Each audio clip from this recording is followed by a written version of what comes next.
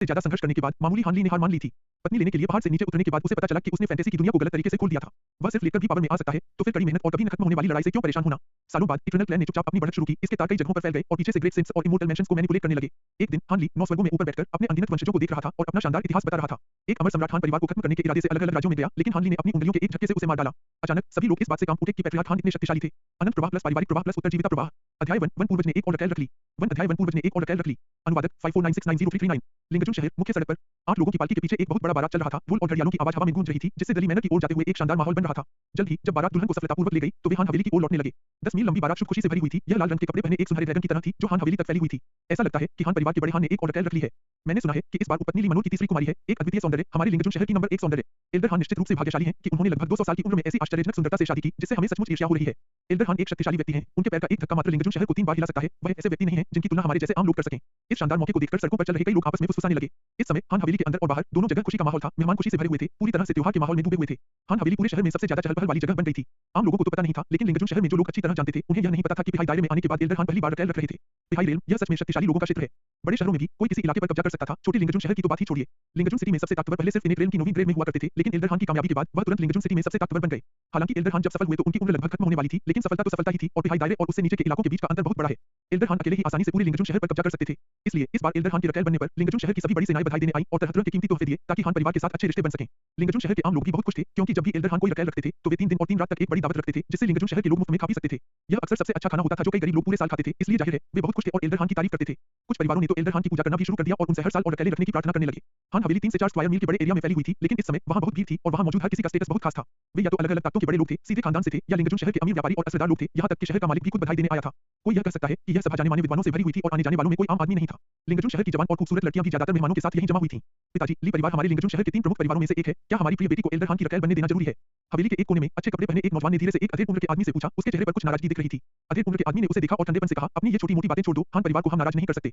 ली परिवार की तीसरी मिस ली मिंगमिंग लिंगजुन शहर की नंबर 1 ब्यूटी के तौर पर जानी जाती थी और उनके कई चाहने वाले थे, जिनमें से उनका सबसे बड़ा बेटा भी एक था। अपने बेटे को गुस्से से घूरने के बाद वह अपने पास बैठी एक जवान लड़की की तरफ मुड़ा और धीरे से बोला, जियाओविन, तुम्हें बाद में अच्छा करना होगा। अगर एल्डर हान ने तुम पर ध्यान दिया, तो हमारा झांग परिवार बहुत ऊंचे मुकाम पर पहुंच जाएगा।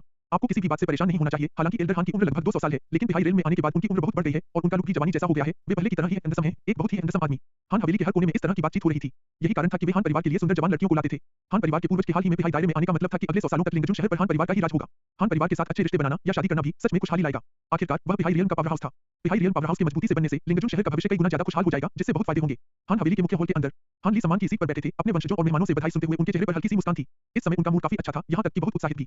लगभग 40 साल की मेहनत के बाद आखिरकार वह पिहाई दायरे में पहुंच गया, जो उसके लिए बहुत बड़ी राहत की बात थी। अब आखिरकार उसके पास काफी लंबी उम्र थी। जहां तक लिंगजुन शहर की नंबर 1 सुंदरी से रटैल के रूप में शादी करने की बात है, तो वह तो बस एक बोनस था। मैंने आखिरकार इसे पूरा कर ही लिया, हान ली ने सोचा, विशेष रूप से प्रसन्न महसूस करते हुए। 100 साल से भी पहले जब वह इस दुनिया में आया, तो वह सिर्फ 15 या 16 साल का नौजवान था। उनका परिवार अमीर नहीं था, उनकी शोहरत का एकमात्र कारण उनका टैलेंट था। इस दुनिया में अगर आप कुछ करना चाहते हैं, तो आपके पास टैलेंट होना चाहिए, जो जन्मजात होता है और बाद में जिंदगी में इसे सुधारना लगभग नामुमकिन है। टैलेंट के बिना कोई भी अपनी जिंदगी एक आम इंसान की तरह जिएगा, लेकिन जिनमें टैलेंट है, वे साधना के रास्ते पर चल सकते हैं, धीरे-धीरे मजबूत बन सकते हैं और आखिर में लंबी उम्र, आजादी और आसानी पा सकते हैं। बेशक प्रतिभा के भी अपने ग्रेड होते हैं। कुल 10 बिना रैंक वाले से लेकर 9वीं कक्षा, 8वीं कक्षा से लेकर पहली कक्षा तक एक अनरैंक्ड टैलेंट ज्यादा से ज्यादा ट्रू क्यूई रेल्म तक पहुंच सकता है, जो तीसरा बड़ा रेल्म है। 9वीं ग्रेड के टैलेंट से शुरू करके किसी के पास इनेट रेल्म तक पहुंचने का मौका होता है और टैलेंट जितना बेहतर होगा, वहां पहुंचना उतना ही आसान होगा। सिर्फ इनेट रेल्म की साधना करके ही कोई सच में आम चीजों से आगे बढ़ सकता है और अपनी उम्र को काफी बढ़ा सकता है। 200 साल तक बॉडी फोर्जिंग रेल्म, रिबर्ट रेल्म और ट्रू क्यूई रेल्म उम्र नहीं बढ़ाते। यह एक आम इंसान की तरह ही रहता है, बस उनकी ताकत अलग होती है। टैलेंट जितना अच्छा होगा, साधना की स्पीड उतनी ही तेज होगी और ऊंचे और गहरे लोगों तक पहुंचने का चांस उतना ही ज्यादा होगा। जिनका टैलेंट कम होता है, वे धीरे-धीरे साधना करते हैं और वे जितना आगे बढ़ते हैं, यह उतना ही धीमा होता जाता है। ऊंचे लोगों तक पहुंचने के लिए या तो काफी साधना रिसोर्स चाहिए या लगातार अच्छे मौके। हान ली का टैलेंट इतना ग्रेट था, जो उनके काउंटी में काफी शानदार था। साधारण जीवन से समझौता करने और किसी छोटे पंथ में शामिल होने की इच्छा के कारण उन्होंने लिंगजुन शहर और यहां तक कि फेंगयांग जागीर भी छोड़ दी और साधना के मौकों की तलाश में बड़े लीचों में चले गए। आखिरकार बहुत मुश्किलों के बाद वह मुश्किल से लीचों के एक बड़े ग्रुप का एंट्रेंस टेस्ट पास कर पाया और उसे उसमें एडमिशन मिल गया। शुरू में एक रजिस्टर्ड विषय, हान ली ने मेहनत से साधना की, 3 साल में बॉडी फोर्जिंग में पूरी महारत हासिल की, 9 साल में रिबर्ट रेल्म में और 20 साल में ट्रू क्यूई रेल्म के शिखर पर पहुंचे। उसके बाद उन्होंने स्वर्ग और पृथ्वी के सार को समझने और एक इनेट ट्रू क्यूई बीज को गाढ़ा करने में और 3 साल बिताए और आखिरकार इनेट दायरे तक पहुंच गए। यानी उन्होंने 16 साल की उम्र में साधना शुरू की और इनेट रेल्म तक पहुंचने में उन्हें कुल 35 साल लगे। यह सिर्फ उनके 8th ग्रेड के टैलेंट की वजह से मुमकिन हो पाया, जिसकी वजह से वे अपनी जिंदगी के बीच में ही कामयाब हो पाए। 9th ग्रेड के टैलेंट के लिए मौका मिलने में कम से कम 60 साल लगते हैं। अगर उसमें फर्स्ट ग्रेड टैलेंट होता, तो उसकी साधना की शुरुआत से इनेट दायरे तक आगे बढ़ने में ज्यादा से ज्यादा 1 साल लग सकता था। एक बार इनेट रेल्म में पहुंचने के बाद व्यक्ति सामान्य से आगे निकल जाता है और आम लोगों की नजर में इमोर्टल बन जाता है और 200 साल तक जीता है।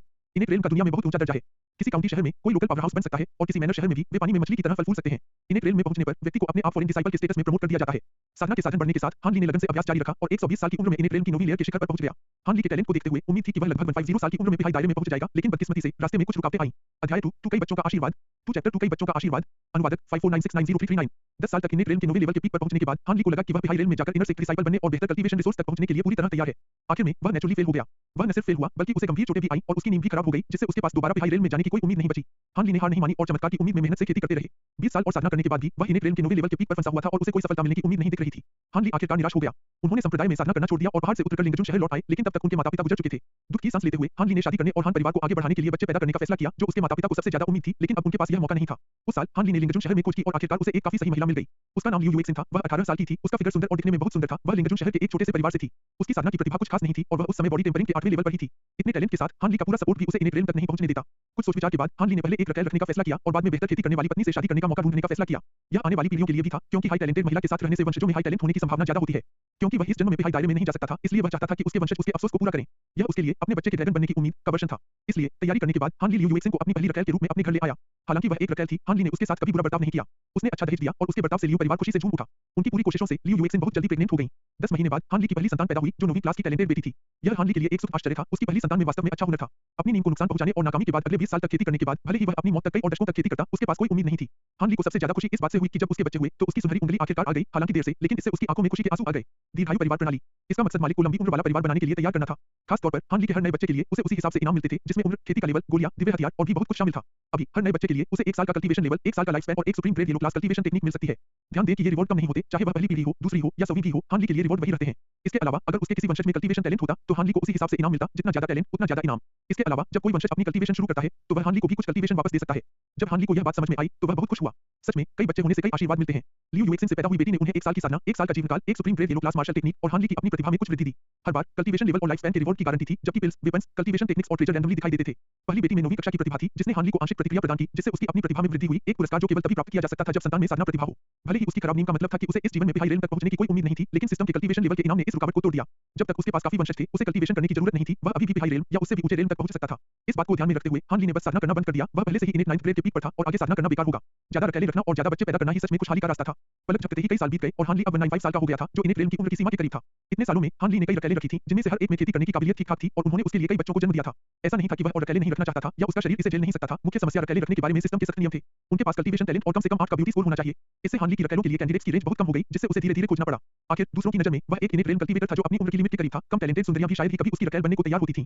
क्योंकि वह खुद ज्यादा रिसोर्स नहीं बना सकता था, इसलिए उसने अपने बच्चों को ज्यादा बच्चे पैदा करने देने का फैसला किया। हालांकि इनाम कम थे, लेकिन समय के साथ वे जमा होते गए। हान ली ने बच्चे पैदा करने को बढ़ावा दिया और उसे बहुत इनाम दिया, जिससे वे जी भरकर बच्चे पैदा कर सके। उनका वंश पहले ही चौथी पीढ़ी तक पहुंच चुका था, जिसमें कुल 97 वंशज थे। इनमें से सिर्फ 18 के पास कल्टीवेशन टैलेंट था, 4 के पास 9वीं क्लास का टैलेंट था, बाकी ठीक-ठाक थे। फिर भी इससे हान ली के अपने टैलेंट में काफी सुधार हुआ था। अपने टैलेंट में सुधार के साथ हान ली ने अपनी जमा की हुई खेती को खर्च किया, जिससे पिहाई दायरे में सफलता मिली। पिहाई दायरे की उम्र 300 साल थी, साथ ही उसे 50 साल और मिल गए थे, जिसका मतलब है कि हान ली अब 352 साल तक जी सकता था। हाल ही में हान ली में बहुत जोश था। करीबन 60 साल की जिंदगी बाकी थी, इसलिए उसके पास अगले लेवल पर जाने के लिए बहुत समय था। इसके अलावा शुरुआती स्टेज में जमा होना सबसे धीमा होता है, असल में बाद में सुधार की रफ्तार बढ़ जाती है। हॉल में वंशजों और मेहमानों को देखकर हान ली के दिल में गर्व की भावना हुई। पिहाई रेल में होना ही लिंगजुन सिटी पर हावी होने के लिए काफी था और पूरे फेंगयांग मैनर में उसे एक लोकल पावर हाउस माना जा सकता था। उसका रुतबा पहले ही काफी ऊंचा हो गया था और यह तो बस शुरुआत थी। भविष्य में उसकी खेती बढ़ती रहेगी और उसका रुतबा और बढ़ेगा। अचानक मौत से बचने के लिए हान ली ने कुछ समय के लिए शांत रहने का फैसला किया, चीजों को स्थिर रखा और मौकों के लिए रिस्क लेने में जल्दबाजी नहीं की।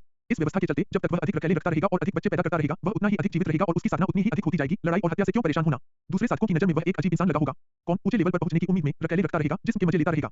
ज्यादा से ज्यादा उन्हें एक दूसरे का साथ देने के लिए एक जैसी सोच वाला पार्टनर मिल जाएगा। मौज मस्ती में डूबे रहने से सिर्फ समय बर्बाद होगा और आखिर में कुछ नहीं मिलेगा। पिहाई दायरे में कामयाबी मिलने के बाद हान ली का रुतबा बढ़ गया और फेंगयांग मैनर में उसका असर बहुत बढ़ गया।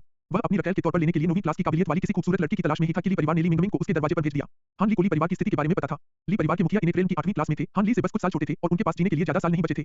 ली परिवार के मुखिया की मौत के बाद परिवार का मौजूदा मुखिया, जो सिर्फ इनेट रेल के फर्स्ट ग्रेड पर था, किला नहीं संभाल पाएगा। ली परिवार की बड़ी संपत्ति शायद टिक नहीं पाएगी। इसलिए हान परिवार के मुखिया के पिहाई रेल में कामयाबी के बारे में जानने के बाद ली परिवार ने लिंगजुन शहर की नंबर 1 खूबसूरत लड़की को हान ली की रकेल बनने के लिए भेज दिया। ली मिंगमिंग हान ली की 7वीं रकेल बन गई और 9वीं ग्रेड टैलेंट वाली पहली रकेल बन गई, जिससे 8वीं ग्रेड टैलेंट वाली संतान पैदा करने की क्षमता आई। हालांकि हान ली की कई रकेलें थीं, लेकिन वह हर एक के साथ अच्छा बर्ताव करता था। सिस्टम से मिलने वाले ज्यादातर रिसोर्स जैसे ब्यूटी प्रिजर्विंग पिल, लाइफ स्पैन एक्सटेंशन पिल, गैदरिंग ह्यूमन पिल वगैरह उनके फायदे के लिए इस्तेमाल किए जाते थे, ताकि उनकी खेती को बेहतर बनाने और उनकी उम्र बढ़ाने में मदद मिल सके। लियू युएक्सिन, जो शुरू से ही हान ली के पीछे थी, का टैलेंट ठीक-ठाक था, लेकिन हान ली के अलग-अलग रिसोर्स से वह पहले ही टूटे हुए दायरे के 7वें लेवल तक पहुंच गई थी और अपनी उम्र 140 साल तक बढ़ा ली थी। अगर हो सके तो हान ली को उम्मीद थी कि उसकी रकेलें उसकी यात्रा में और भी आगे तक उसके साथ जा सकेंगी। शादी के बाद मेहमान और होस्ट सभी खुश थे और हान ली भी दुल्हन के कमरे में आ गया। चैप्टर 3 8वीं क्लास के टैलेंट की संतान। 3 चैप्टर 3 8वीं क्लास के टैलेंट की संतान। अनुवादक 5496903339। दुल्हन के कमरे में हान ली ने हाथ बढ़ाकर दुल्हन के सिर से लाल घूंघट हटाया, जिससे ली मिंगमिंग का बहुत सुंदर चेहरा सामने आया। उसकी आंखें बंद थीं, लेकिन उसका सुंदर चेहरा लाल हो गया था, जैसे उसे पता हो कि क्या होने वाला है। सचमुच लिंगजुन शहर की सबसे खूबसूरत महिला। यह रूप, यह फिगर, वह सचमुच अपनी प्रतिष्ठा के अनुरूप जीती है। अपने सामने 18 साल की सुंदरी को देखते हुए हान ली ने मन ही मन सोचा। हालांकि वह लगभग 200 साल का था, लेकिन उसकी पसंद नहीं बदली थी। 18 साल की खूबसूरत लड़की से कौन प्यार नहीं करता। उसके बाद हान ली ने एक सांस छोड़ी और दुल्हन के कमरे में तेल का दीपक बुझ गया। बसंत की एक रात 1000 सोने के बराबर है। आधे महीने तक रात दिन कड़ी मेहनत करने के बाद हान ली को आखिरकार कुछ अच्छी खबर मिली। ली मिंगमिंग गर्भवती थी। हान ली के चेहरे पर मुस्कान आ गई। इससे कोई फर्क नहीं पड़ता था कि लड़का है या लड़की, महत्वपूर्ण बात यह थी कि उसका कोई वंशज हो।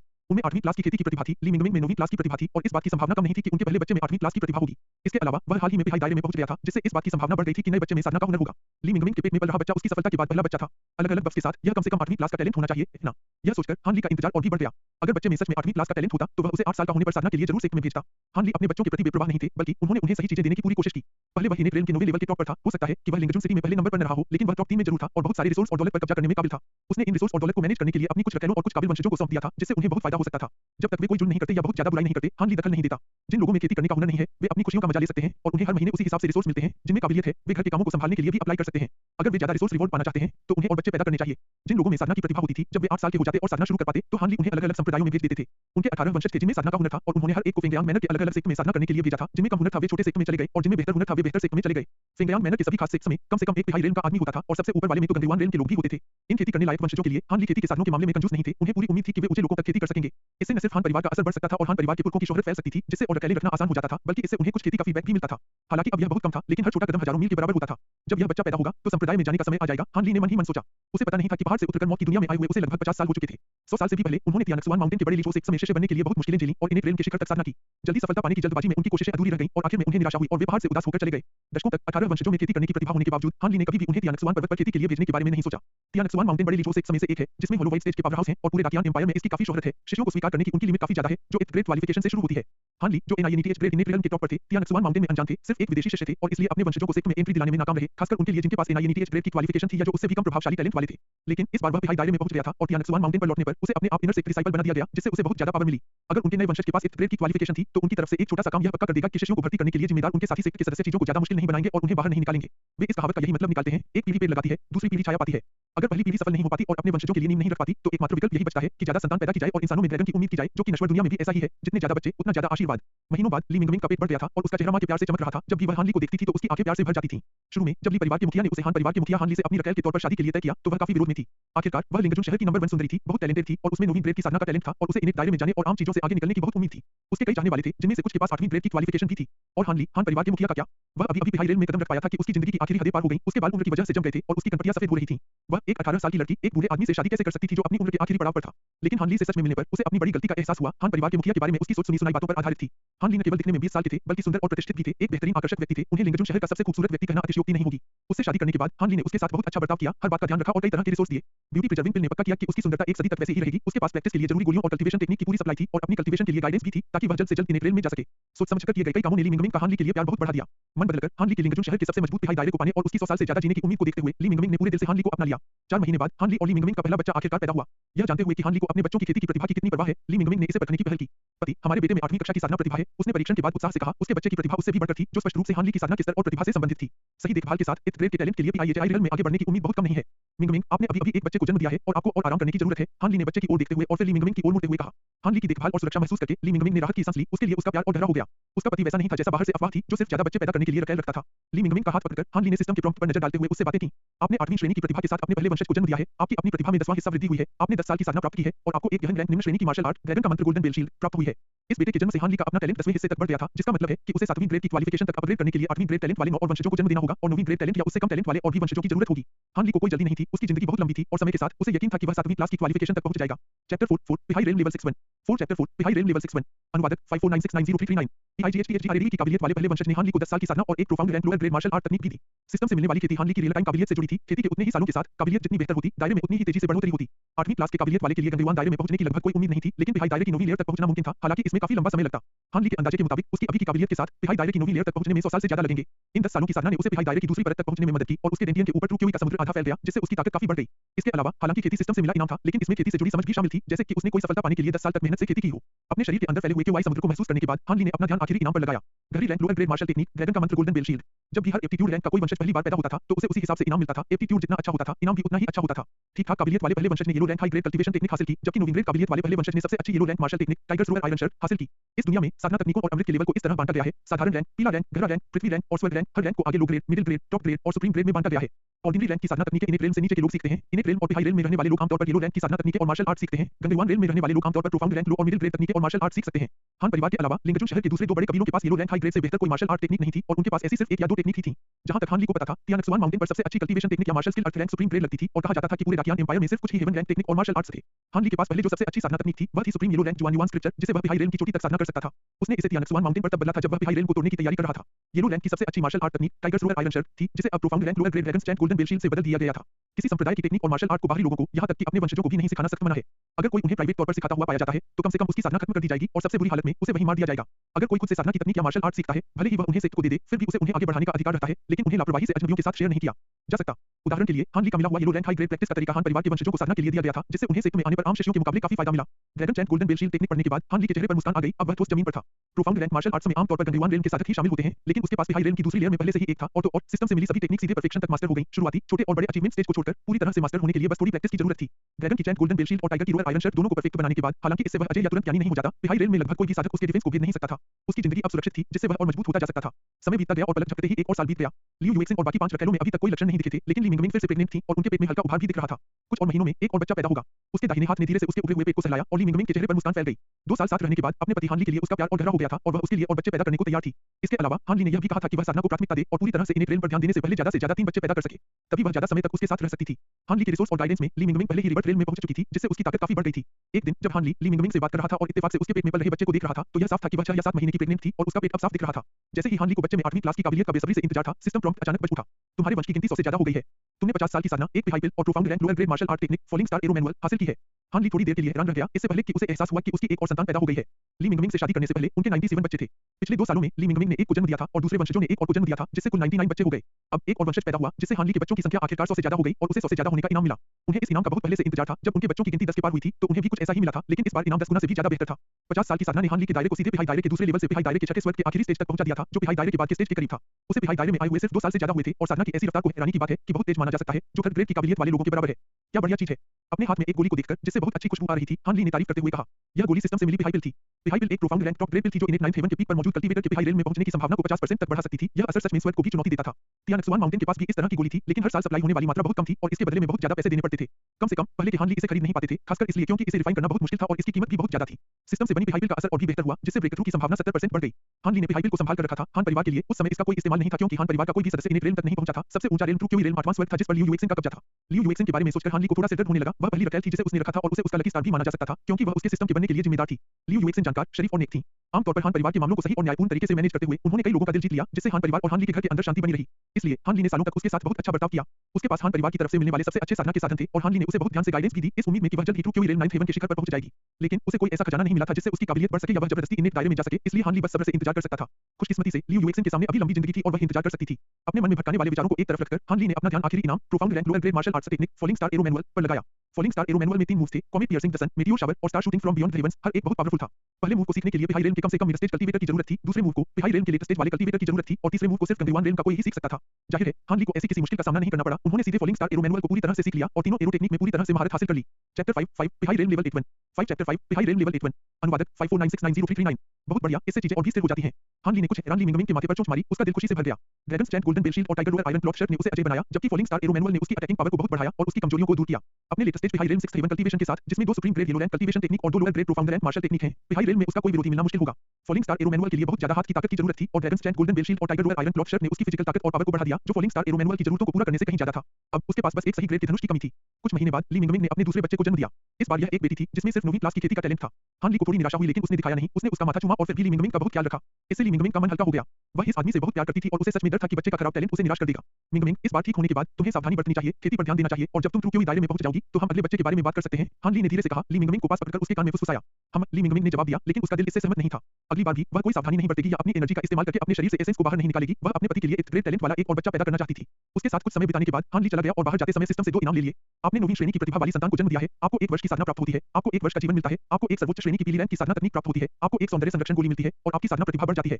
साधना प्रतिभा वाली संतानों की संख्या 20 तक पहुंच गई है। आपको 20 वर्ष की साधना प्राप्त होती है। आपको 7वीं श्रेणी का जीवनकाल विस्तार गोली मिलती है और आपको एक सर्वोच्च श्रेणी का पीला रैंक सूर्य का पीछा करने वाला धनुष प्राप्त होता है। बेडरूम के अंदर हान ली ने 2 सिस्टम मैसेज देखे और मुस्कुराया। उसने दूसरे इनाम, कल्टीवेशन, पिल्स और एक हथियार की उम्मीद की थी जो 10 टैलेंट पैदा करने के इनाम जैसा था। हालांकि पिछला हथियार एक सुप्रीम ग्रेड येलोलैंड तलवार थी, इस बार यह एक धनुष था, जिससे वह और भी खुश हुआ क्योंकि इसे फॉलिंग स्टार एरो मैनुअल के साथ जोड़ा जा सकता था। नहीं तो उसके लिए सुप्रीम ग्रेड येलोलैंड धनुष ढूंढना वाकई मुश्किल होता, क्योंकि हथियारों को खेती की तकनीकों की तरह ही बांटा गया था। आमतौर पर तिहाई दायरे के बाद के स्टेज में लोग इस ग्रेड के हथियारों का इस्तेमाल करते थे और गंगेवान दायरे में कम अमीर लोग भी ऐसा ही करते थे। पहला इनाम उसकी उम्मीद से बेहतर निकला। खेती, लाइफ स्पैन और टेक्निक जैसे आम इनामों के अलावा इस बार एक एक्स्ट्रा ब्यूटी प्रिजर्विंग पिल भी थी और टेक्निक का ग्रेड टॉप ग्रेड येलोलैंड से बढ़ाकर सुप्रीम ग्रेड कर दिया गया था। ऐसा लगता था कि बच्चों की संख्या 100 से ज्यादा होने के बाद हर नए बच्चे के जन्म पर 4 तरह के इनाम मिलते थे, लेकिन 100 तक पहुंचने जैसा बड़ा इनाम पाने के लिए बच्चों की संख्या 200, 300 तक पहुंचनी होगी। हालांकि पिछले साल इस बच्चे के अलावा उसने कुछ और बच्चों को जन्म दिया था, फिर भी कुल संख्या 110 से कम थी। अभी बहुत लंबा रास्ता तय करना था। इन भटके हुए विचारों को झटकते हुए हान ली ने 21 साल की साधना का दावा करने का फैसला किया। वह पालथी मारकर बैठ गया, साधना के इस प्रवाह को ठीक से समझने और पचाने के लिए तैयार। अब तक उसे जो कुछ साल की साधना मिली थी वह पिहाई रेलम 6 हेवन के शिखर तक पहुंचने के लिए काफी नहीं थी, लेकिन ये 21 साल की साधना उसके लिए पिहाई रेलम के बाद के चरणों तक पहुंचने के लिए काफी होनी चाहिए। वह कितना आगे बढ़ सकता है इस बारे में हान ली को भी पक्का नहीं था। अब जब उनका टैलेंट और बढ़ गया है तो उन्होंने जो सीख ली है वह और भी असरदार होगी। हान ली का ऑरा तेजी से बढ़ा, तेजी से दायरे की बेड़ियों को तोड़कर पिहाई दायरे के 7वें स्वर्ग तक पहुंच गया और पिहाई दायरे के 8वें स्वर्ग के बीच के स्टेज तक चढ़ता रहा, इससे पहले कि वह आखिरकार स्थिर हो गया। सांस छोड़ते हुए हान ली की मुस्कान और गहरी हो गई क्योंकि उसने महसूस किया कि उसके अंदर क्यों का सागर फिर से फैल गया है। पिहाई रेलम के 8वें लेवल के कल्टीवेटर का सी ऑफ क्यू पिहाई रेलम के पहले लेवल के कल्टीवेटर से लगभग 10 गुना बड़ा था, ताकत में बहुत ज्यादा अंतर था। 8वें लेवल का पिहाई रेलम कल्टीवेटर एक ही रेल में दर्जनों पहले लेवल के कल्टीवेटर को आसानी से हरा सकता था। हान ली की ताकत एक आम 8वें लेवल के पिहाई रेलम कल्टीवेटर से भी ज्यादा थी। पिहाई दायरे के 9वें स्तर के शिखर तक पहुंचने के लिए लगभग 30 साल की साधना और लगेगी। हान ली ने अंदाजा लगाया और नतीजा निकाला कि खेती के लिए जितनी जरूरत थी वह उसके पहले के अंदाजे से थोड़ी ज्यादा थी। लेकिन हान ली को कोई चिंता नहीं थी क्योंकि उसकी ब्रेकथ्रू स्पीड पहले से ही काफी तेज थी। क्योंकि उसके वंशजों की संख्या को अगले स्टेज तक पहुंचने में कुछ समय लगेगा, इसलिए उसे अपने अभी के लेवल को स्थिर करना चाहिए। पुराने पूर्वज हान ली के पास समय की सबसे कम कमी थी और अब उसकी उम्र काफी बढ़ गई थी। आराम से हथियार, गोलियां और साधना के तरीके जमा करके हान परिवार के मेन हॉल में पहुंचा और एक समन जारी किया। 1 घंटे बाद हान परिवार के सभी खास सदस्य आ गए और उनमें से हर कोई बहुत सम्मान और आदर दिखा रहा था। हान परिवार के मामलों को संभालने के लिए काबिल सभी लोग समझदार थे और उनकी मौजूदा हैसियत काफी हद तक परिवार के पूर्वज हान ली पर निर्भर करती थी। हान ली जितना ताकतवर होता गया, हान परिवार उतना ही असरदार होता गया और उनकी पर्सनल हैसियत उतनी ही ऊंची होती गई। अगर किसी वंशज पर हान ली का अच्छा ध्यान गया तो हान परिवार में उनका रुतबा बहुत बढ़ जाएगा, उन्हें खास लोगों के तौर पर पाला पोसा जाएगा और उन्हें बहुत सारे रिसोर्स मिलेंगे। अपने नीचे बैठे लोगों को देखते हुए हान ली ने सोचा, आज मैंने तुम्हें मुख्य रूप से 4 मामलों के लिए यहां बुलाया है। कृपया पिताजी बोलिए। हान ली के बच्चों ने तुरंत आदर के साथ जवाब दिया। उनमें सबसे बड़ा लगभग 40 साल का था और सबसे छोटा लगभग 30 साल का था। हान ली ने थोड़ा सिर हिलाया और कहा, सबसे पहले फर्टिलिटी को बढ़ावा देते रहें। बच्चे पैदा करने का इनाम 2 गुना हो जाएगा। हान परिवार के हर वंशज को शादी के बाद कम से कम 4 बच्चे होने चाहिए। हर एक्स्ट्रा बच्चे के लिए इनाम और 50% बढ़ जाएगा। दूसरी बात, यह संदेश फैलाऊं कि मैं और अकेले रखूंगा, 5 पर्याप्त होंगी। तीसरी बात, क्योंकि मैं 200 साल का होने वाला हूं, इसलिए उसी हिसाब से तैयारी करो। यह जन्मदिन का जश्न अच्छे से ऑर्गेनाइज होना चाहिए। चौथा, हमारे हान परिवार का बिजनेस काफी समय से लिंगजुन सिटी तक ही सीमित है। अब पूरे फेंगयांग मैनर में इसे फैलाने का समय आ गया है। सोच समझकर इलाके आपस में बांट लो, कोई भी टाल मटोल नहीं करेगा। अगर ये काम अच्छे से पूरे हो जाते हैं तो मैं इनाम देने में कंजूसी नहीं करूंगा, चाहे वो स्पिरिट स्टोन हो, दवा की गोलियां हो, साधना की तकनीकें हो, मार्शल स्किल्स हो, दिव्य हथियार हो या फिर लाइफ स्पैन बढ़ाने वाली गोलियां हो। हान ली के शब्द कहने के बाद पूरा हॉल एक पल के लिए शांत हो गया, फिर सभी ने उत्साह से जवाब देना शुरू कर दिया। जी पिताजी। सभी बच्चे बहुत उत्साहित थे। उनमें खेती करने का कोई टैलेंट नहीं था और उनकी नेचुरल लाइफ सिर्फ 100 साल थी। उनकी लगभग आधी जिंदगी पहले ही बीत चुकी थी, इसलिए लाइफ स्पैन एक्सटेंशन पिल्स उनके लिए बहुत जरूरी थी। उन्हें हान ली के निर्देशों पर कोई एतराज नहीं था और वे बस अपने पिता का इनाम पाने के लिए उन्हें जितना हो सके अच्छे से पूरा करना चाहते थे। अपने बच्चों को जाते देख हान ली की आंखों में हल्की सी मुस्कान आ गई। अगर वह वंश के धीरे-धीरे बढ़ने का इंतजार करता तो उसे नहीं पता होता कि इसमें कितना समय लगेगा। खुद दखल देना और फर्टिलिटी को बढ़ावा देना कहीं ज्यादा तेज था। हान ली के दिए गए इनामों की चाहत में वंशज स्वाभाविक रूप से ज्यादा बच्चे पैदा करना पसंद करेंगे। जैसे-जैसे वंशजों की संख्या तेजी से बढ़ी, हान ली को ज्यादा सिस्टम इनाम मिलने लगे, जिससे वह तेजी से अपनी साधना और ताकत बढ़ा सका। बेशक किसी को सारे अंडे एक ही टोकरी में नहीं रखने चाहिए। वह खुद अकेले रखना जारी रखेगा, जिससे सोर्स से और बच्चे पैदा होंगे और यह पक्का होगा कि भविष्य में और भी वंशज होंगे। अध्याय 6 तियानक्सुआन पर्वत 6 चैप्टर 6 तियानक्सुआन माउंटेन। अनुवादक 54969039। हान हवेली से यह खबर तेजी से पूरे लिंगजुन शहर में फैल गई और फिर पूरे फेंगयांग मनोर में फैलती रही। जल्द ही फेंगयांग मैनर में सभी को हान परिवार से आई 3 खबरों के बारे में पता चल गया। हान परिवार का मुखिया एक और रख रहा है। हान परिवार के मुखिया का वहां जन्मदिन आने वाला है। हान परिवार बढ़ रहा है। जहां तक पहले मामले की बात है, वह हान परिवार का अंदरूनी मामला था और उसे पब्लिसाइज करने की जरूरत नहीं थी। खेती की दुनिया ने पहली 2 खबरों पर सबसे ज्यादा ध्यान दिया और तीसरी पर ज्यादा ध्यान नहीं दिया, क्योंकि हान परिवार का बिजनेस बढ़ाना सिर्फ एक मामूली दौलत का मामला था जो खेती करने वालों के लिए बेकार था। कई साधक पहली खबर सुनकर मन ही मन कोसने लगे। हान परिवार का वह बूढ़ा आदमी औरतों का साथ बहुत पसंद करता था। अपनी जिंदगी की आखिरी हद से ठीक पहले उसने 6 रकेलें रख ली थी और जैसे ही वह पिहाई दायरे में पहुंचा, उसने लिंगजुन शहर की नंबर 1 सुंदरी को अपनी रकेल बना लिया। यह तो कुछ साल पहले की बात है ना, और अब वह 5 और रकेलें रख रहा है। अगर वे इतने खुशकिस्मत होते कि पिहाई रेल में सफल हो जाते तो वे जरूर खेती पर ध्यान देते, शायद गंगेवान रेल में कदम रखते और फिर वे बिना किसी जल्दबाजी के मजे कर सकते थे। हान परिवार का मुखिया एक दिन जरूर किसी औरत के पेट में मरेगा, कई साधकों ने एक साथ सोचा। कुलपति के स्वभाव को देखते हुए उन्होंने अपनी सफलता के तुरंत बाद 6 रकेलें रख ली थी और आगे 100 साल की जिंदगी होने पर क्या वे 100 और रकेलें नहीं रख लेंगे। पिहाई रेल का एक पावर हाउस भी इस तरह की छूट का सामना नहीं कर सका। बहुत सारे लोग इस बात को लेकर परेशान थे और चाहते थे कि काश वे भी उस मुखिया की जगह होते और खेतीबाड़ी में अपनी मेहनत लगाने से पहले मजे करते। ऐसा कहा जा रहा है, असल में यह पिहाई रेल की पावर हाउस के साथ घुलने मिलने का एक अच्छा मौका था। फेंगयांग मैनर में ऐसी पसंदीदा औरतों को ढूंढने के मौके बहुत कम थे, जिससे फेवर पाने का मौका मिलना मुश्किल हो गया था। कई खेती करने वाले परिवार अपनी काबिल और खूबसूरत महिला साधकों के साथ लिंगजुन शहर की ओर दौड़ पड़े और कुछ खूबसूरत विधवाएं भी यह सोचकर भीड़ में शामिल हो गईं कि शायद मुखिया को अपना टेस्ट बदलना अच्छा लगेगा। इसके अलावा फेंगयांग मैनर के अंदर दूसरी ताकतों ने भी लिंगजुन शहर में लोगों को भेजा, कम से कम उन लोगों को जिनके ग्रुप में पिहाई रेल पावर हाउस था, ताकि वे हान परिवार के मुखिया को जन्मदिन की शुभकामनाएं दे सकें। फेंगयांग मैनर में होने के कारण पिहाई रेल के पावर हाउस का असर कम नहीं था, खासकर पैट्रियार्क जैसे किसी के लिए जो अभी आगे बढ़ा था और किसी भी पंथ से जुड़ा नहीं था, जिससे वह अलायंस के लिए एक आइडियल टारगेट बन गया। दूसरी तरफ दुनिया को तीसरी खबर की सबसे ज्यादा चिंता थी। हान परिवार जो एक पिहाई रेल एक्सपर्ट की निगरानी में एक बहुत बड़ा ग्रुप था, पूरे फेंगयांग मैनर में अपना बिजनेस बढ़ा रहा था, जिससे उनके फायदे पर असर पड़ना तय था। फिर भी उन्होंने किसी को नाराज करने की हिम्मत नहीं की। लेकिन कुछ ज्यादा समझदार लोगों ने इसे एक मौके की तरह देखा, यह सोचकर कि वे हान परिवार के ताकतवर जहाज पर सवार हो सकते हैं। उन्होंने हान परिवार तक पहुंचने की पहल की, उनके बिजनेस को बढ़ाने के लिए रास्ता बनाने और सुविधाएं देने को तैयार थे।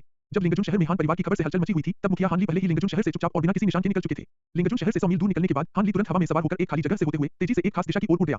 पिहाई रेल में पहुंचने पर डेंटियन के ऊपर एक बड़ा क्यूआई समुद्र खुल जाता है, जिससे इन्हें ट्रू क्यूआई की मात्रा 100 गुना बढ़ जाती है, जिससे कोई भी अपनी ताकत का इस्तेमाल करके एक दिन में नॉर्थ सी से कांगडू तक आसमान और धरती के बीच उड़ सकता है। पिहाई रेल में हान ली की 8 गुना साधना से तेज यात्रा मुमकिन होने के बावजूद उसे अपनी मंजिल तक पहुंचने में 10 दिन और 10 रातें लग गईं। इस समय हान ली 10,000 मील तक फैली एक पहाड़ी रेंज के नीचे खड़ा था, जो लीचो सेक्ट के मेजर सेक्ट तियानक्सुआन माउंटेन का एंट्रेंस था, जो बहुत खास, शानदार था। वह कई दिन पहले ही फेंगयांग मैनर छोड़कर बड़े लीचो में आ गया था। दकियान साम्राज्य का इलाका बहुत बड़ा था, जो पूर्व से पश्चिम तक लाखों मील और उत्तर से दक्षिण तक लगभग 9 मिलियन मील तक फैला हुआ था। यह रहस्यमयी इलाके की 8 बड़ी ताकतों में से एक था और 4 बड़े साम्राज्यों में से एक था। लीचो दाकियान साम्राज्य के 18 प्रांतों में से एक था, जो बॉर्डर पर था। आगे दक्षिण में येन्यांग संप्रदाय के सबसे बड़े राक्षसी संप्रदाय का इलाका था। लीचो के पास 5 मुख्य ताकतें थीं: Tianxuan mountain, Hehuan sect, sword cleansing pool, true sun sect और लीचो प्रोविंस सिटी, जो दाकियान साम्राज्य को दिखाता था, जिसमें प्रोविंस सिटी की सरकार सबसे मजबूत थी। अपने सामने 30 फुट ऊंचे पत्थर के खंभे को देखते हुए हान ली की आंखों में एक उलझन थी। वह तियानक्सुआन पहाड़ का पहाड़ी दरवाजा था, जिस पर 3 शक्तिशाली और दमदार अक्षर लिखे थे, तियानक्सुआन पर्वत। कहा जाता है कि इन्हें तियानक्सुआन माउंटेन के फाउंडिंग मास्टर ने लिखा था, जो एक सच्चे पावरहाउस थे और जिन्हें मिलिट्री फिनोमेना रियल्म का ग्रेट ग्रैंड मास्टर कहा जा सकता है। इस दुनिया में साधना के स्तरों को शारीरिक शोधन, रक्त विनिमय, सच्ची क्योई, सहज, पिहाई, गैंग युआन, आत्मा शोधन, शून्य भेदन, असंख्य घटनाएं, सच्चा मार्शल में विभाजित किया गया है और प्रत्येक क्षेत्र को आगे 9 स्वर्गों में विभाजित किया गया है। पहले 3 लोग सिर्फ मौत के लिए हैं। सिर्फ चौथे लोग इन्हें में जाने पर ही कोई सच में दुनियावी दुनिया से आगे निकल जाता है और उसकी उम्र बहुत बढ़ जाती है। उसके बाद हर लोग किसी की जिंदगी को काफी बढ़ा देता है और कहा जाता है कि एक ग्रैंड मास्टर वाशियांग 1000 साल तक जी सकता है। तियानक्सुआन पर्वत में हान ली लौट आया हूं, हान ली ने धीरे से फुसफुसाया। लगभग 50 साल पहले वह निराश होकर पहाड़ से नीचे उतरा था। उसे लगा कि उसे कभी तियानक्सुआन पहाड़ पर लौटने का मौका नहीं मिलेगा। अचानक एक रटैल रखने के बाद उसकी किस्मत बदल गई, जैसे अंधेरे और फूलों के बाद एक और गाँव नजर आ गया हो और वह अपनी सुनहरी उंगली की वजह से वहां पहुंच गया हो। कुछ साल पहले उन्होंने पिहाई रेल में सफलता हासिल की और अब वह एक ही झटके में पिहाई रेल के 8वें लेवल तक पहुंच गए थे, जो उस तरह की साधना की गति थी जिसकी आप शायद किसी थर्ड ग्रेड योग्यता वाले व्यक्ति से उम्मीद करेंगे। अपने विचारों को समेटते हुए हान ली खुलकर मुस्कुराया और पहाड़ी रास्ते की ओर बढ़ गया। आम दिनों में तियानक्सुआन माउंटेन के गेट पर करीब 1 दर्जन चेले पहरा देते थे, उनमें से एक पिहाई रेल से, 3 इनेट रेल से और बाकी ट्रू क्यूई रेल से थे। इसके अलावा परछाई में माउंटेन प्रोटेक्शन एरे छिपा हुआ था, जो आमतौर पर एक्टिवेट नहीं होता था। आखिर माउंटेन प्रोटेक्शन एरे को लगातार बनाए रखना महंगा था और अमीर तियानक्सुआन माउंटेन को भी इस खर्च का नुकसान उठाना पड़ता था। जिस रास्ते से आए हो उसी रास्ते से वापस लौट जाओ, अभी शिष्यों को स्वीकार करने का समय नहीं आया है। पहरे पर खड़े ट्रू क्यूई रेल के शिष्यों में से एक ने एक अनजान युवक से बात करते हुए गुस्से में कहा। तियानक्सुआन माउंटेन का शिष्य स्वीकृति कार्यक्रम हर 3 साल में एक बार होता है। जो लोग इस मौके से चूक जाते थे या बाहर हो जाते थे, वे अक्सर किस्मत के भरोसे पहाड़ के गेट के आसपास घूमते रहते थे। यह सच्चा क्यूई दायरा शिष्य कई सालों से वहां तैनात था और ऐसे कई लोगों से मिला था। यह देखकर कि हान ली ऊपर चढ़ता जा रहा है, शिष्य उसे फिर से डांटने ही वाला था कि तभी इस शोरशराबे ने इनेट रेल के एक शिष्य का ध्यान खींचा। उसने हान ली को ऊपर से नीचे तक देखा और उसकी आंखें अचानक चमक उठी और उसने पूछा, क्षमा करें, क्या आप भाई हान ली हैं? दूसरे शिष्यों ने भी देखा, उनकी आंखें जिज्ञासा से भर गईं। क्या संप्रदाय में कोई भाई हान ली था? यह व्यक्ति 20 साल का लग रहा था, क्या वह भी इनेट रेल का हो सकता है? ट्रू क्यू रेल के शिष्य मन ही मन चौंक गए। इनेट रेल में 20 साल के साधक में बहुत अच्छी काबिलियत होनी चाहिए। भाई हान ली। 2 और इनेट रेल शिष्य आए और वे अपने सामने बहुत सुंदर युवक को देखकर हैरान रह गए। हान ली से निकलने वाली आभा को महसूस करके इनेट रेल के 3 शिष्य कुछ हैरान रह गए। भाई हान ली ने असल में पिहाई रेल में सफलता हासिल कर ली थी। तियानक्सुआन माउंटेन के विदेशी शिष्यों के तौर पर वे हान ली को पहले से जानते थे, लेकिन क्योंकि उस समय वह अधिक उम्र का दिखता था और अब जवानी में था, इसलिए उन्होंने उसे पहले नहीं पहचाना। मेरे 3 छोटे भाई, बहुत समय हो गया मिलते हुए। हान ली मुस्कुराते हुए बोला, उसका व्यवहार नरम और विनम्र था, बिना किसी घमंड के। उसने ट्रू क्यू रेल के शिष्य को भी मुस्कुराते हुए देखा जिसने उसे डांटा था और उसकी तारीफ करते हुए कहा, बुरा नहीं है। तियानक्सुआन पर्वत को छोड़े हुए उन्हें लगभग 50 साल हो गए थे। यह आम बात थी कि बाद में आए इन सच्चे क्यूई दायरे के शिष्यों ने उन्हें नहीं पहचाना। भाई हान ली, पिहाई दायरे में आपकी सफलता पर बधाई। इनेट रेल के तीनों शिष्यों ने एक साथ उसे बधाई दी। उनकी आंखों में जलन थी, लेकिन जलन या मजाक का जरा भी निशान नहीं था। वे हान ली की हालत जानते थे। पिहाई रेल तक पहुंचने में नाकाम रहने के बाद उसकी काबिलियत खराब हो गई थी और उसके पास आगे बढ़ने की कोई उम्मीद नहीं बची थी, इसलिए वह निराश होकर पहाड़ से नीचे उतर गया। हालांकि उन्हें नहीं पता था कि वह कैसे आगे निकल गया, लेकिन कामयाबी तो कामयाबी ही होती है और भले ही यह उसकी जिंदगी के आखिर में मिली हो, हान ली अब उनसे एक बड़ा दायरा ऊपर था। उसे अपने आप इनर सेक्ट डिसाइपल के पद पर प्रमोट कर दिया जाएगा और उसके साथ बहुत बेहतर बर्ताव होगा। भाई हान, पिहाई दायरे में आपकी सफलता पर बधाई। दूसरे शिष्यों ने भी बधाई दी, उनकी आंखें तारीफ से भरी थीं। हालांकि उनमें से कुछ में ग्रेड 1 की काबिलियत भी थी, लेकिन वे पिहाई दायरे में पहुंच पाएंगे या नहीं, यह अभी भी पक्का नहीं था। चैप्टर 7 लेकर जीतने की खुशी। 7 चैप्टर 7 लेकर जीतने की खुशी। अनुवादक 54969039। उसी समय संप्रदाय के प्रवेश द्वार की रखवाली कर रहा पिहाई रेल का साधक आखिरकार प्रकट हुआ। संप्रदाय के एंट्रेंस की रखवाली करना एक आसान काम था और इस इनर सेक्ट डिसाइपल ने साधना करते हुए यह काम किया और इस प्रोसेस में कुछ कंट्रीब्यूशन पॉइंट्स कमाए। आमतौर पर कोई भी उन्हें परेशान नहीं करता था, क्योंकि आमतौर पर दूसरे शिष्य लोगों को रोक देते थे और वे उन तक बिल्कुल नहीं पहुंचते थे। हान ली की वापसी का शोर साफ दिख रहा था और इनर सेक्ट डिसाइपल भी परेशान हो गया, इसलिए वह देखने के लिए बाहर आया। हान ली। उस खूबसूरत नौजवान को देखकर इनर सेक्ट डिसाइपल ने सोचा और आखिर में उसे याद आया कि हान ली कौन था। उसकी आंखों में हैरानी की एक झलक दिखी, लेकिन उसकी हरकतें धीमी नहीं थीं। तो मैं जूनियर ब्रदर हान ली हूं, पिहाई रेल में पहुंचने पर बधाई। हमारी इनर एकेडमी को एक और बहुत बढ़िया इंसान मिला है, जो सच में जश्न मनाने की बात है। हान ली ने जानबूझकर अपनी साधना को छिपाया था और पिहाई दायरे की सिर्फ पहली परत ही दिखाई थी। वह नहीं चाहता था कि संप्रदाय उसे एक प्रतिभाशाली व्यक्ति के तौर पर देखे, क्योंकि इससे बहुत ज्यादा ध्यान आकर्षित होगा। लॉन्गेविटी फैमिली सिस्टम के साथ उसे बस लो प्रोफाइल डेवलप करने की जरूरत थी। भविष्य में सब कुछ मुमकिन था। उन तथाकथित जीनियस लोगों से मुकाबला करने की जल्दी क्यों? पेड़ जितना ऊंचा होगा, हवा उतनी ही तेज चलेगी। हान ली अभी बस इंतजार करना चाहता था। अरबों साल बाद सदियों से सबसे ऊपर खड़े होकर इन तथाकथित जीनियस लोगों की कब्रों पर घास आसमान छू रही होगी। तियानक्सुआन माउंटेन पर उनके लौटने और इनर सेक्ट डिसाइपल बनने का कारण भी कनेक्शन बनाना था, ताकि आने वाले वंशजों को 8वें रैंक या उससे ज्यादा टैलेंट के साथ सेक्ट में आसानी से एंट्री मिल सके। जिन वंशजों में अच्छी साधना की प्रतिभा है, उन्हें बेहतर ट्रेनिंग पाने और अपनी साधना को तेजी से बेहतर बनाने के लिए संप्रदाय में शामिल होना चाहिए, जिससे उन्हें अपनी साधना के लिए फीडबैक भी मिलेगा। तियानक्सुआन पर्वत वह संप्रदाय था जिसे हान ली ने अपने वंशजों के लिए चुना था। मैंने सीनियर ब्रदर झांग को देखा है। हान ली ने मुट्ठी बांधकर सलामी दी। यह सीनियर ब्रदर झांग हान ली से बड़ा था और उसका टैलेंट 7वें रैंक के करीब था। हान ली के पहाड़ छोड़ने से पहले ही वह पिहाई रेल में पहुंच गया था और अब वह पिहाई रेल की छठी लेयर के बीच के फेज में था। सीनियर भाई झांग की जिंदगी में 80 साल से ज्यादा बाकी थे और पिहाई रेल की 9वीं लेयर के पीक तक पहुंचने में उन्हें कोई दिक्कत नहीं हुई। लेकिन गांगेवान रेल तक पहुंचना बहुत मुश्किल होगा।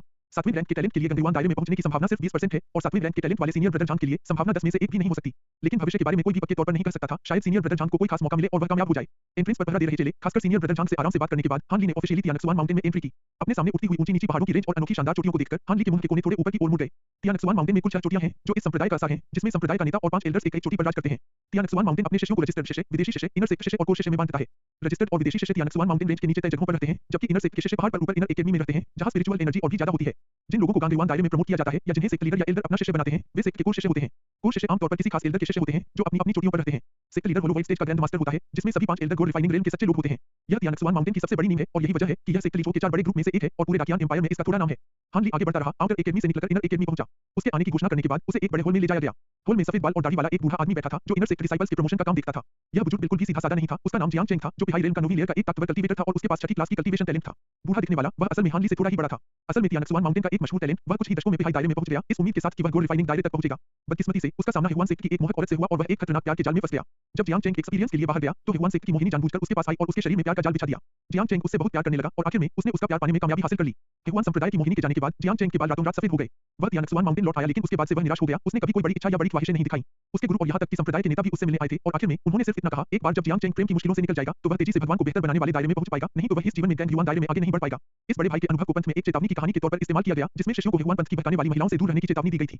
हान ली के लिए उनके बारे में न जानना मुश्किल होता। भाई जियांग, क्या कुछ और है? यह देखकर कि जियांग चेंग सोच में डूबा हुआ है, हान ली ने उसे याद दिलाने के लिए कहा। जियांग चेंग ने अपना सिर हिलाया और कहा, शिष्य हान पिहाई रेल के साधक साबित होते हैं। यह आपका इनर सेक्ट टोकन है। अब से आप तियानक्सुआन माउंटेन के इनर सेक्ट शिष्य हैं। जियांग चेंग का बेप्रवाह और बेप्रवाह व्यवहार देखकर हान ली ने टोकन ले लिया और समझदारी से वहां से चला गया। हाथ में पहचान का टोकन लेकर हान ली बिना किसी रुकावट के इनर सेक्ट में घूमता रहा और सबसे पहले दूसरे एरिया में गया ताकि इनर सेक्ट डिसाइपल के तौर पर प्रमोट होने का इनाम ले सके। 10 मिनरेट spiritual stone, 3 sea opening pills, superior yellow tier inner armour का एक सेट और इनर सेक्ट डिसाइपल कपड़ों का एक सेट। फिर वह सीधे अपने तय किए गए बड़े आंगन में गया। यहाँ का नजारा बहुत सुंदर था और स्पिरिचुअल एनर्जी बहुत ज्यादा थी। अंदर का फर्नीचर बहुत अच्छा था। हान ली ने आराम से अंदर का कवच पहन लिया और बाहर से इनर सेक्ट के कपड़े पहन लिए। फिर टेबल पर रखे बैग और बोतलों को देखा। बोतल में समुद्र खोलने वाली 3 गोलियां थीं जो पिहाई रेल के साधक को अपने अंदर के समुद्र को और बड़ा करने में मदद कर सकती थीं। हर गोली इसे लगभग 5% तक बढ़ा सकती थी जो बहुत असरदार असर था। बैग में 10 मिनरेट स्पिरिचुअल स्टोन थे जो 1000 लोअर ग्रेड स्पिरिचुअल स्टोन के बराबर थे जो काफी अच्छा पद था। हालांकि उसे समुद्र खोलने वाली गोलियों और आध्यात्मिक पत्थरों की जरूरत नहीं थी लेकिन उसके वंशजों और रकैलों को जरूरत थी और यही वजह थी कि हान ली उस संप्रदाय में गया था। संप्रदाय ने बहुत उदारता से दिया था। इन्हें रेल के नीचे लेनदेन के लिए दुनियावी दौलत का इस्तेमाल करना आम बात थी। एक बार इन्हें रेल में आने के बाद स्पिरिचुअल पत्थर कल्टीवेशन रेल की हार्ड करेंसी बन गए जो न सिर्फ लेनदेन के लिए बल्कि कल्टीवेटर की कल्टीवेशन की रफ्तार को तेज करने के लिए भी काम आते थे। तियानक्सुआन माउंटेन की तरह इतना बड़ा पंथ अपने शिष्यों को इनाम देने में अमीर और उदार था। विदेशी शिष्यों के लिए प्रमोशन के लिए 50 कम ग्रेड के आध्यात्मिक पत्थर, अंदरूनी पंथ के शिष्यों के लिए 10 मध्यम ग्रेड के आध्यात्मिक पत्थर और मुख्य शिष्यों के लिए पूरे 200 मध्यम ग्रेड के आध्यात्मिक पत्थर। इसके बाद हान ली इसी आंगन में रहने लगे। पिहाई रेल में उनके सफल होने और इनर सेक्ट डिसाइपल के तौर पर प्रमोशन की खबर भी सेक्ट में फैल गई और कई लोग जिन्हें वे कभी जानते थे, साथ ही सीनियर और जूनियर डिसाइपल उनसे मिलने आए। उनमें से कुछ को पिछले कुछ सालों में इनर सेक्ट डिसाइपल के तौर पर प्रमोट किया गया था जबकि दूसरे अभी भी इनर रेल में थे और अपनी जिंदगी के आखिर में थे। जो लोग अपनी जिंदगी के आखिरी पड़ाव पर थे वे हान ली को देखकर खुश हो गए। अगर वह अपनी जिंदगी के आखिरी पड़ाव पर कुछ कर सकता था तो उनके पास भी एक मौका था। हान ली ने उनका मजाक नहीं उड़ाया बल्कि उन्हें हिम्मत दी और पूरी उम्मीद जताई कि ये साथी शिष्य जिनके साथ उनके अच्छे रिश्ते थे वे भी पिहाई दायरे में सफल हो सकते हैं। आधे महीने बाद हान ली ने तियानक्सुआन माउंटेन छोड़ दिया। बाहर से उसका मकसद खेती का अनुभव लेने जाना था लेकिन असल में उसका इरादा लिंगजुन सिटी लौटकर रिटायर होना, दूर से दुनिया की हलचल देखना और धीरे-धीरे आगे बढ़ना था। आमतौर पर इनर सेक्ट डिसाइपल बनने के बाद कोई भी सम्मान देने के लिए पहाड़ की चोटी चुन सकता है और किसी एल्डर या सेक्ट लीडर का शिष्य बन सकता है। अगर सफल होता है तो कोई सीधे कोर डिसाइपल बन जाता है और उसे और भी ज्यादा कल्टीवेशन रिसोर्स मिलते हैं। हान ली अपनी स्थिति को अच्छी तरह जानते हुए गुरु बनाने की कोशिश नहीं की। उसे किसी की जरूरत नहीं थी, आखिर वह साधना नहीं करता था। उसके लिए गुरु का क्या उपयोग था? लगभग 50 साल तक उन्होंने कभी साधना नहीं की थी फिर भी वे आसानी से पिहाई दायरे तक पहुंच गए और 8वीं लेयर तक पहुंच गए। अपनी मर्जी से जो कुछ भी वह जानता था उसे दूसरों को बता पाना, लंबी उम्र का मजा लेना और हमेशा रहने वाले आसमान के ऊपर खड़ा होना, यह बस सबसे बड़ी खुशी थी। अध्याय 1 पूर्वज ने फिर